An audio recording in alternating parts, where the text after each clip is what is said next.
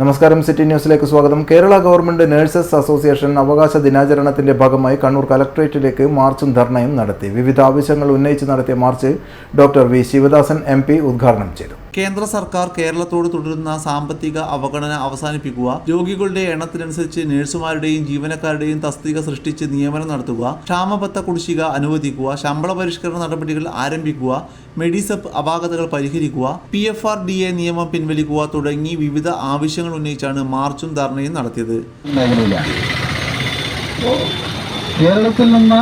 കേരളത്തിനപ്പുറത്ത് നിന്ന് എല്ലാം പല നാടുകളിലേക്ക്, വിദേശത്തേക്ക് നാം പോകുന്നത് കാണുകയാണ് നേഴ്സുമാർ.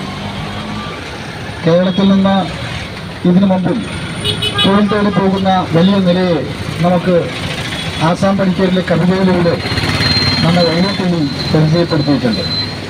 വെച്ചാൽ ഇവിടുത്തെ നിന്ന് മെച്ചപ്പെട്ട ഒരു ജോലി, മെച്ചപ്പെട്ട ഒരു ജീവിതം തേടിയാണ് ആളുകൾ വിദേശത്തേക്ക് പോകുന്നത്.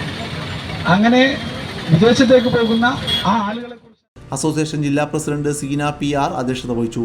കമറുസാൻ TT, Saneesh T. Thomas, KV Pushpaja, Sajan VP എന്നിവർ സംസാരിച്ചു.